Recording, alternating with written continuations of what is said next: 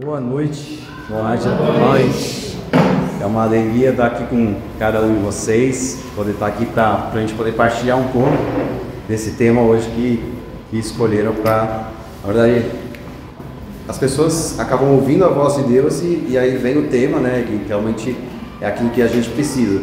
E para quem está aqui na frente, né, algumas pessoas já tiveram essa experiência, a gente sabe o quanto que é enriquecedor para nós, né, o quanto que a gente, preparando a pregação, porque a gente, olhando para esse tema, para aquilo que a gente precisa trazer, realmente a gente é o primeiro a ser transformado. E quando eu começo a falar que fundei, né, os meus ouvidos são os primeiros a ouvir aquilo que eu estou ouvindo aqui. Então, uma alegria muito grande, né, o convite que foi feito pela Sandra, depois vem agora da Conta Rural, o Dico, realmente muito feliz de estar aqui, com vocês compartilhando isso. E acho que para todos que conhecem, mas também para esse vídeo aqui também. Sou o Paulo Rosané, tenho 32 anos, sou casado, vamos fazer 10 anos de casados agora em agosto, né, dia 8 de agosto, eu e a Juliana. São 10 anos já, de muitos ainda que estão por vir. Temos 2 filhos, Mateus, que hoje está com febre, né, desde ontem, febre alta, nos trazendo alegria já em um ano. Antonella, de 7 anos, né, fez 7 anos agora esse julho. E outros 2 que Deus já recolheram antes mesmo de conhecermos, né? Então são 2 vidas e quantos mais o Senhor nos confiar, também estamos aqui. Então essa é a nossa família, sou membro da comunidade, né, bem consagrado da Sagrada Família já há 14 anos, então fora do caminho vocacional também, então, e fora eu tenho, né, desde nascido, né, na comunidade, eu tenho 32, a comunidade tem 31, então é um tempo aí já acompanhando a comunidade. E uma coisa que a gente precisa partilhar aqui hoje é o Evangelho de amanhã, né? A palavra bíblica que a gente vai partilhar aqui hoje é o Evangelho de amanhã. Se vocês quiserem pegar aí, Lucas 12, 13 a 21. Eu vou ler aqui e essa vai ser um pouco da nossa partilha nesses próximos minutos que a gente vai estar aqui junto. Lucas 12, 13 a 21. Disse-lhe então alguém no meio do povo: Mestre, dize ao meu irmão que reparta comigo a herança. Jesus respondeu: Meu amigo, quem me constituiu juiz ou árbitro entre vós? E disse então ao povo: Guardai-vos escrupulosamente de toda a avareza, porque a vida de um homem, ainda que ele esteja na abundância, não depende de suas riquezas. E propôs-lhe esta parábola. Havia um homem cujos campos produziam muito, e ele refletia por si: Que farei, porque não tenho onde recolher a minha colheita? Disse então ele: Farei o seguinte: derrubarei os meus celeiros e construirei maiores. Neles recolherei toda a minha colheita e os meus bens. E direi à minha alma: Ó minha alma, tem muitos bens em depósito para muitíssimos anos. Descansa, come, bebe e regala-te. Deus, porém, lhe disse: Insensato, nesta noite ainda exigirão de ti a tua arma. E as coisas que ajuntaste, de quem serão?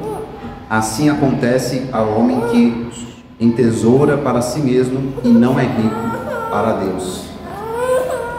E essa palavra mexeu bastante comigo.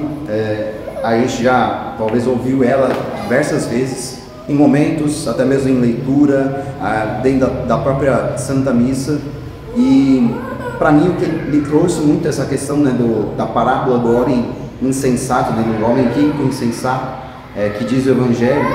Para mim o principal erro que ele cometeu aqui não é a questão de dinheiro. E aí vou até trazer, porque muitas vezes a gente tem esse conceito, né, que dinheiro é sujo, dinheiro é mau, vai destruir o dinheiro que vem todos os males, mas na realidade não. O grande erro, né, que eu fui refletindo em cima disso, o grande erro desse homem foi confiar somente em si, foi confiar somente naquilo que ele tinha riqueza, nas coisas que ele já tinha, na plantação dele. Enfim, ele esqueceu de Deus, esqueceu das pessoas, ele deixou a ganância, o orgulho, a avareza tomar conta do coração dele. Então acredito que isso que a gente vai conversar aqui hoje, isso que a gente vai partilhar, é justamente sobre isso, para que a gente não deixe as coisas, seja o dinheiro ou outras coisas, que corrompam o nosso coração, que nos tire daquilo que de fato é o centro da nossa vida. E esse foi o maior erro dele, né? Essa questão de esquecer de Deus, esquecer dos outros, né? Esquecer dos irmãos, isso que a Sandra orou aqui há pouco, né? A gente estamos em comunidade, nós somos irmãos, muitas vezes nós esquecemos de olhar para o irmão do lado, muitas vezes esquecemos de também pedir ajuda, nós somos falhos, nós erramos, né? Nós falhamos, então muitas vezes nós pecamos, então a gente precisa de ajuda, né? A gente precisa de fato se ajudar, senão a gente vai acabar caindo nesse erro do homem rico e insensato, né? Do homem que realmente olhou somente para si, olhou somente para os seus bens, olhou somente para o seu celeiro e ali ele morreu, né?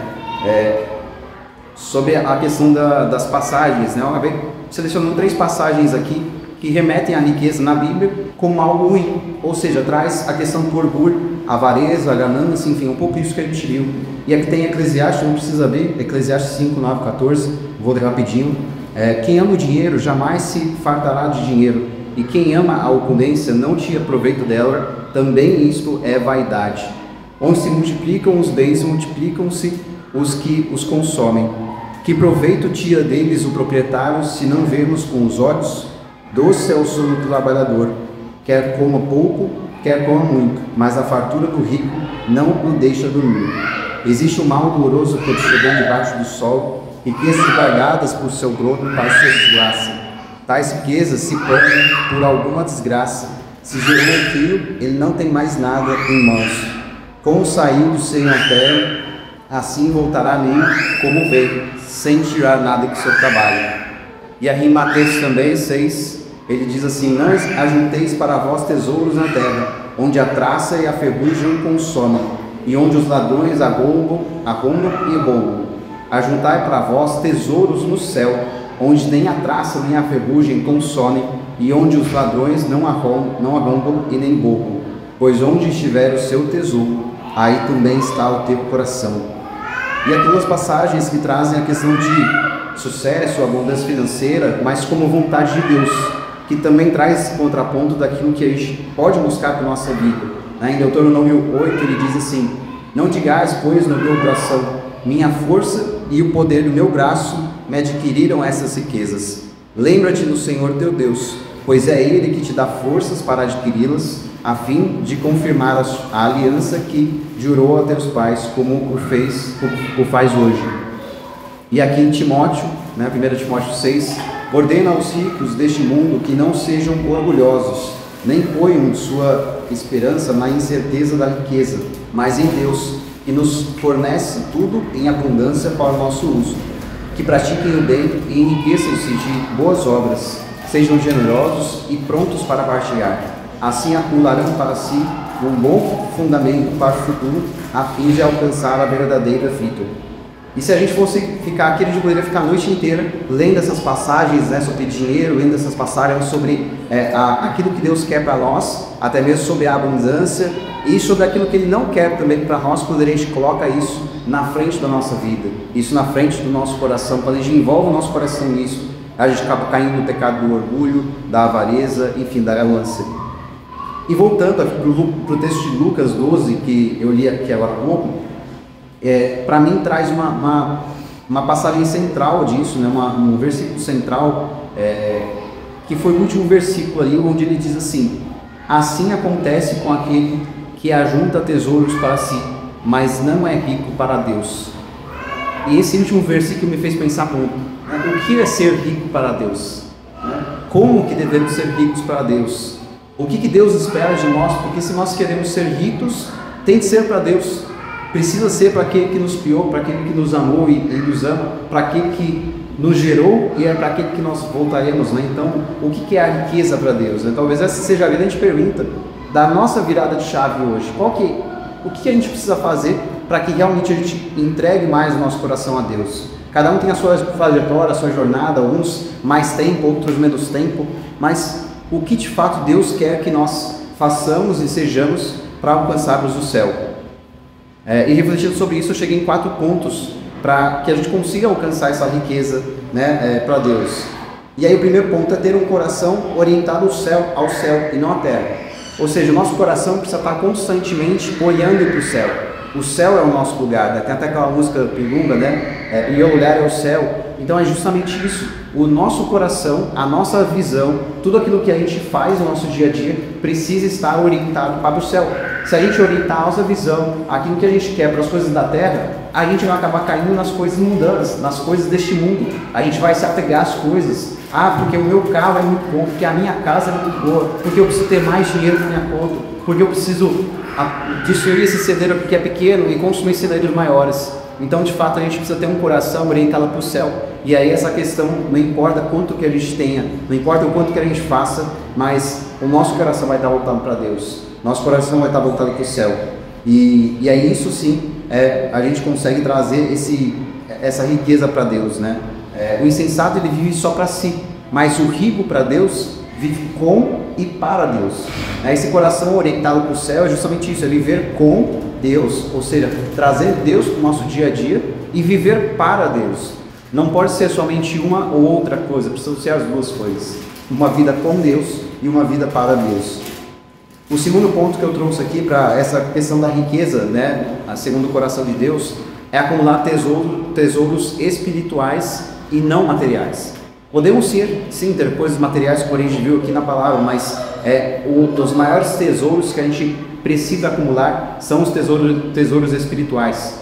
Ser rico para Deus é juntar aquilo que o tempo não pode colher, né, que a traça não leva, que a ferrugem não leva. Ou seja, não são os materiais, mas sim a fé, o amor, o quanto que a gente trabalha a misericórdia também no nosso coração, as obras boas, né, as obras de caridade, o quanto que a gente faz as obras boas ao longo da nossa vida, o quanto que a gente trabalha a conversão e arrependimento, o perdão, seja o perdão do próximo, ou você dar o perdão, ou você pedir o perdão também, o quanto isso é importante, e uma relação íntima com o Senhor.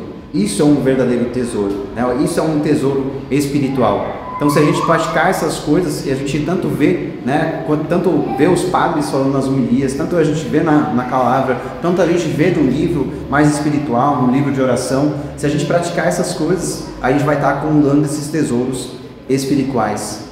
O terceiro ponto que eu trouxe aqui é viver com generosidade e não com egoísmo. A gente sabe quanto o egoísmo é do diabo, né, diabólico. O egoísmo, a raiz da palavra é divisão, né? É o ego, ou seja, é somente eu, somente para mim. E o rico, né, dessa parábola, ele dizia, né, os meus bens, a minha alma, os meus celeiros, ou seja, é uma visão somente minha, ou seja, somente é um egoísmo puro isso, né? E a gente muitas vezes no nosso dia a dia, se a gente não parar para prestar atenção, muitas vezes a gente vai só olhar para nós, né? Aí de novo, a necessidade da gente pedir ajuda, porque a gente é fraco. De novo, a gente olhar para o irmão e poder perguntar, tá tudo bem, meu irmão? Tá precisando de alguma coisa? Né? A gente realmente sair do nosso aconchego ali, da nossa zona de conforto e realmente ir atrás das pessoas, ir atrás daquilo que realmente a gente precisa para a nossa vida, para alcançar essa riqueza de Deus. Quem é rico para Deus pensa no outro e se doa, se compartilha, né? É canal de bênção para a vida das pessoas e não depósito de bênçãos apenas para ele. Ou seja, aqui também tem uma grande chave, que a gente para de ser apenas a retenção de algo. Às vezes a gente só quer as bênçãos para nós, mas a gente começa a ser canal, ou seja, através de uma bênção que o Senhor nos dá, a gente leva essa bênção para tantas outras pessoas. Através de uma bênção que o Senhor dá à minha família, eu levo essa mesma bênção e multiplico ela para outras famílias.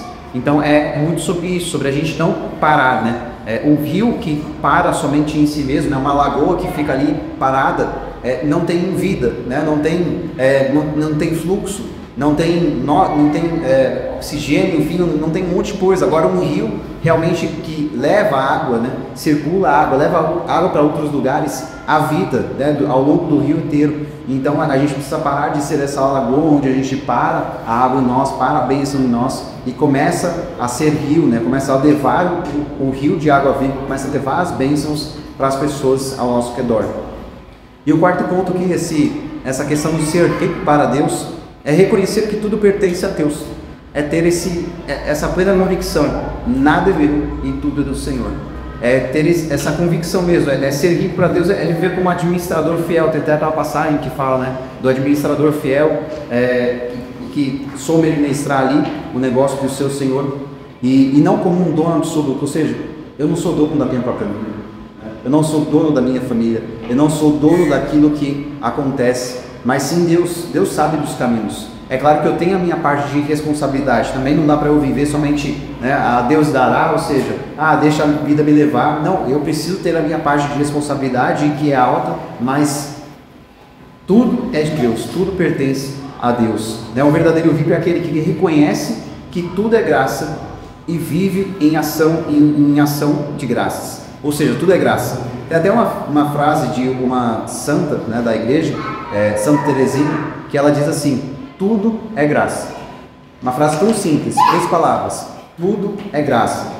Se a gente começa a colocar isso a partir, né, de hoje em prática na nossa vida, ou coloca ainda mais, com mais intencionalidade, com mais fervor, mais intenção, e a gente reconhece que de fato tudo pertence a Deus e tudo é graça na nossa vida, a gente começa a ver a vida de uma outra forma, a gente começa a ver a vida de uma forma diferente, a gente vê a vida de fato com essa riqueza de Deus, com aquilo que Ele quer que nós façamos e sejamos.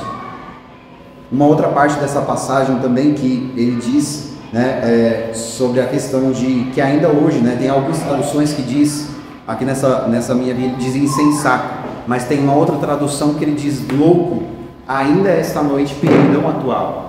Ou seja, esse homem rico, insensato, ele traz toda essa questão de avareza, de ego, de egoísmo, né, de ganância, mas o texto diz que ainda hoje, ainda esta noite pedirão a tua alma. E aqui faz a gente se lembrar também que não é somente para esse homem rico do texto que é essa mensagem. Talvez para nós, né? Paulo, Alessandra, Felipe, Heral, Mauro, ainda hoje pedirão a sua alma.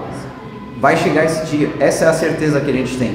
Pode ser hoje, pode ser daqui a pouco, pode ser amanhã, pode ser daqui 20, 30, 50, 70 anos, mas sabemos que um dia essa frase vai chegar para a nossa vida.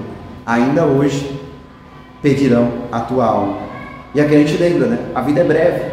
Por mais que tem gente que vive 90, 95, 100 anos, mas a vida é breve, né? O que é isso perto de toda a humanidade? O que é isso perto de toda a história da humanidade? E a salvação é hoje, né? A salvação é aqui, é agora. Então a gente precisa pensar nisso a cada momento da nossa vida. Isso me leva para a salvação ou não? Isso me aproxima de Deus? Isso me aproxima da minha salvação? Isso me aproxima do céu ou não? E o amor deve ser vivido agora, não adiado. Essas 3 coisas, né, que a vida é breve, a salvação é hoje, o amor deve ser vivido agora, tudo isso traz uma certa urgência para nós.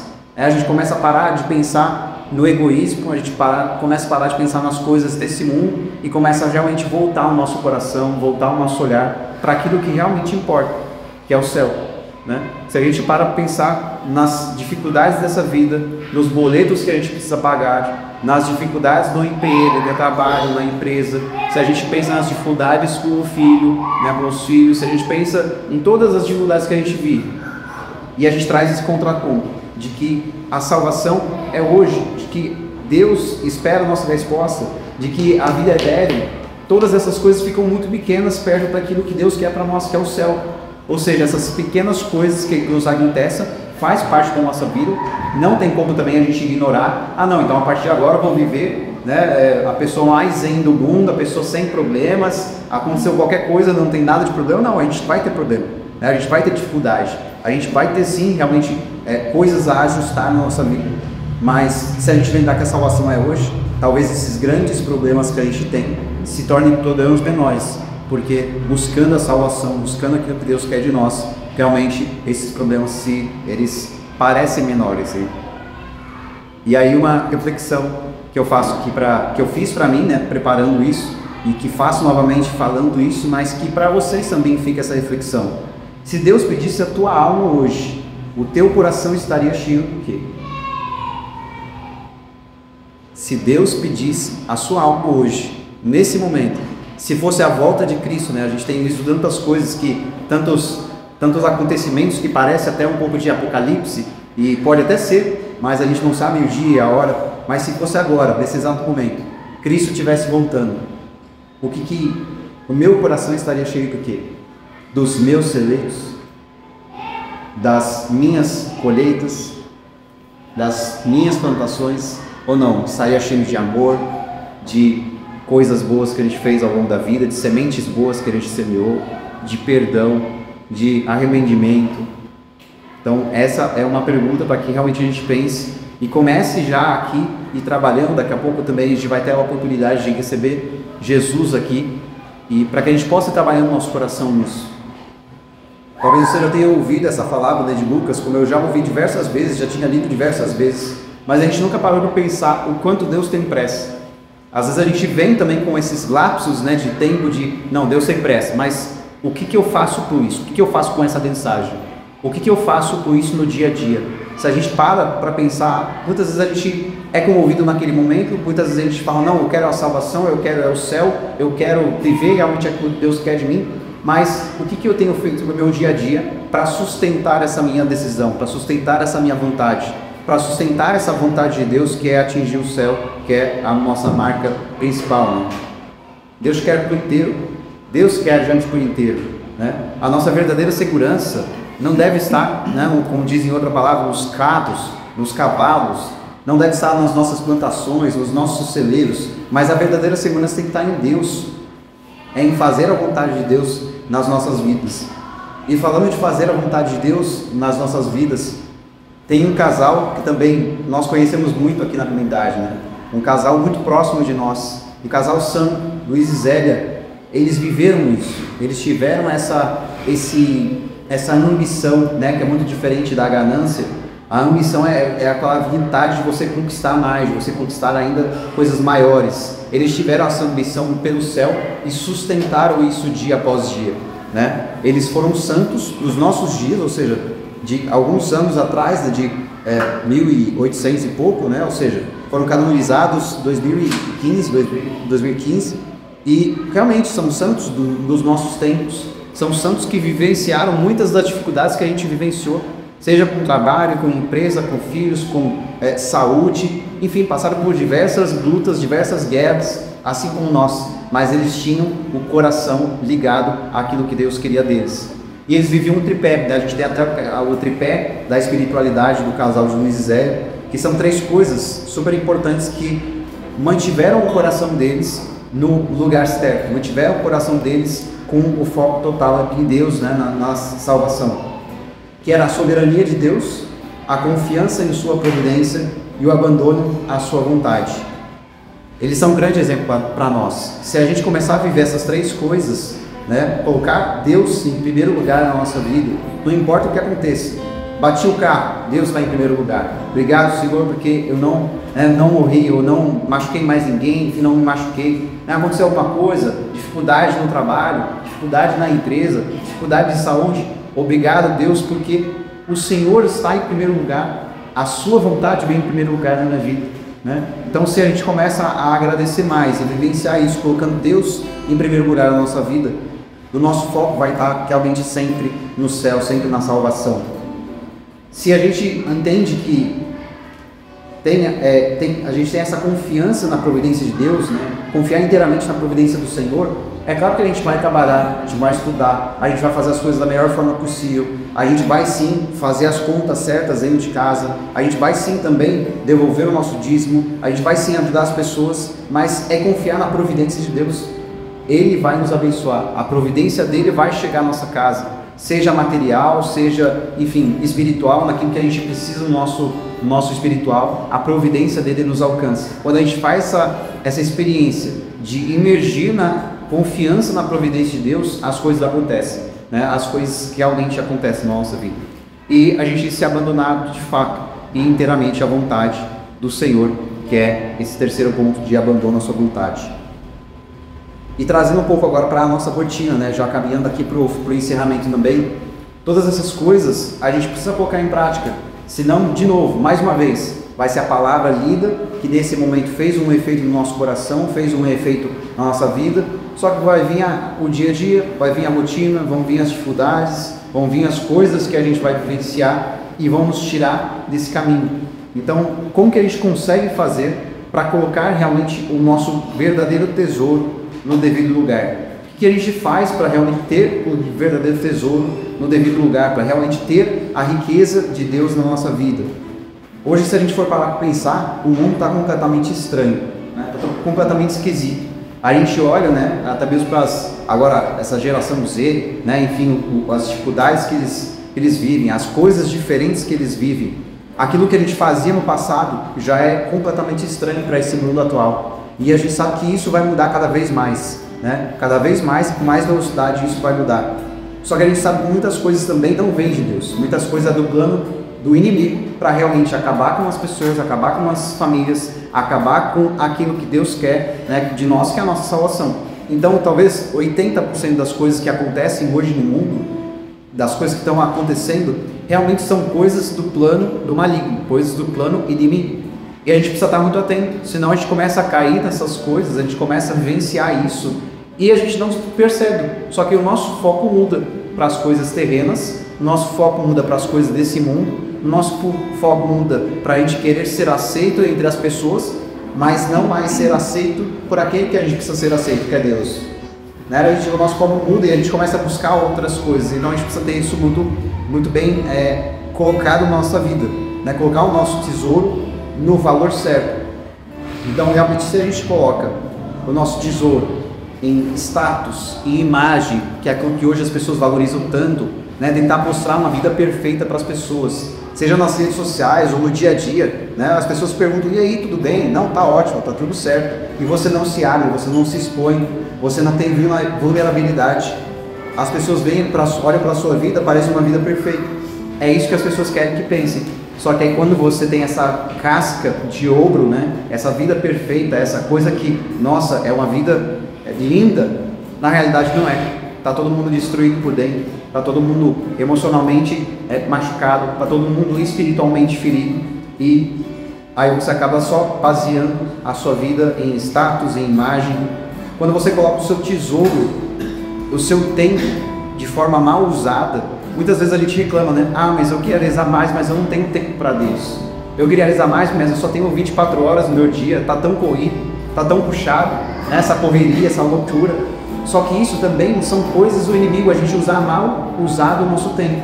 Agora, se a gente pegasse esse mesmo tempo de ficar olhando futilidades na internet e colocar 5 minutos, 10 minutos, 15 minutos no nosso dia para Deus, a nossa vida seria completamente transformada. Se a gente fizesse isso todos os dias, a nossa vida seria realmente completamente transformada. Então, muitas vezes a gente se pega no dia a dia e não tem tempo, mas na realidade a gente tem tempo, a gente só usa mal o nosso tempo. Então, o nosso tesouro do tempo precisa ser colocado no lugar certo. O tesouro também das nossas opiniões, do nosso orgulho. Muitas vezes a gente quer entrar em discussões e sair vencedor das discussões. A gente quer alimentar o nosso ego, a gente quer mostrar que a gente sabe mais, ou a gente quer mostrar que aquela pessoa está errada. Só que na realidade isso também é colocar o tesouro no lugar errado. A gente precisa entender o que é o certo e o errado da vida, mas não colocar o nosso ego acima das coisas. Não colocar de novo o nosso egoísmo acima das coisas de Deus. Né? Deus quer que realmente a gente use o nosso tempo de forma preciosa. A mesma coisa também de não colocar o nosso tesouro no dinheiro ou na falsa segurança, que é muito do que esse evangelho nos traz. Muitas vezes a gente pensa: não, mas se eu juntar mais um pouco de dinheiro, aí eu vou ficar mais tranquilo. Se eu fizer tal coisa, ou se eu conseguir uma promoção no meu emprego, aí eu vou dar mais estabilizado.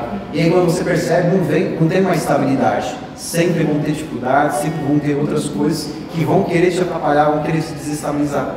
Então não importa aquilo que esteja acontecendo hoje, você precisa colocar a sua segurança, não no dinheiro, não nas coisas, não na casa. Ah, não, quando eu tiver a minha casa própria, eu vou sair do aluguel, aí a minha vida vai mudar. Não, talvez seja até pior. Então a gente precisa realmente colocar o nosso coração no verdadeiro tesouro, que é o Senhor, que é aquilo que eu falei aqui até agora.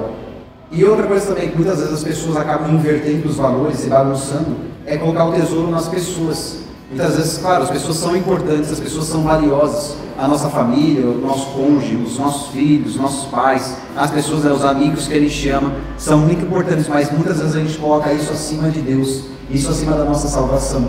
E aí quando a gente percebe, a gente não tem tempo para Deus, a gente não valoriza aquilo que o Senhor quer de nós, a gente não não tem um tempo de qualidade, mas a gente está sempre cobrando das pessoas que elas tenham um tempo para nós. A gente está sempre cobrando das pessoas que elas façam algo por nós. Então, os valores estão invertidos. Quando a gente arruma essa questão dos valores nas pessoas e valoriza primeiro a Deus, que é a pessoa, né, o mais importante de todos, e depois vem para a escala de valores da nossa família, nosso cônjuge, nossos filhos, os nossos amigos, as nossas relações sociais também, aí as coisas da nossa vida começam a funcionar melhor também. E para a gente poder fechar, né, eu falei tudo isso e eu acabei não falando o tema da pregação. Né? A gente já entrou na palavra, já entrou em tudo aquilo que a gente foi partilhando aqui, mas o tema dessa pregação aqui de hoje, dessa partida que a gente fez, é onde está o teu tesouro? Onde está o teu tesouro? E hoje, o Senhor quer fazer essa pergunta para nós. O Senhor vai entrar aqui em nosso meio e Ele faz essa pergunta ao nosso coração. E aí você pode falar o seu nome, né, quando Jesus estiver conosco. Onde está o teu tesouro? Né? Fulano, Ciclano, Mal, Nancy, Eduardo, onde está o meu tesouro? É de fato você fazer essa pergunta e realmente ouvindo Jesus fazendo essa pergunta para você. É Jesus te perguntando, né? Onde está o teu tesouro? Ele nos convida a ser ricos, a ser abundantes em tudo aquilo que a gente faz. Mas essa riqueza do Senhor, essa riqueza que a gente falou aqui até agora, claro, posso ter sim bens materiais, mas o meu maior bem vai ser a riqueza do Senhor, vai ser estar próximo de Deus, vai ser ter o meu coração totalmente entregue a Ele. E por isso nesse momento a gente pode entregar os nossos planos, o nosso orgulho, as nossas vaidades, o nosso pecado, encher o nosso coração da graça de Deus, encher o nosso celeiro, não da confiança material, não da confiança mundana, mas sim da confiança do reino, da confiança do Rei dos Reis, da confiança daquele que tem o maior celeiro de todos, que é o céu, e Ele nos quer lá desse celeiro, né?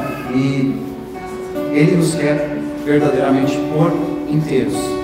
Então nesse momento que a gente possa aproveitar a presença de Jesus, que a gente possa aproveitar e nos questionarmos: onde está o meu tesouro? Onde está o meu coração? Onde está aquilo que de fato precisa estar com Deus, aquilo que de fato precisa estar na presença de Deus? Se a gente consegue trazer isso para o nosso dia a dia e colocar isso em prática, a nossa salvação está garantida.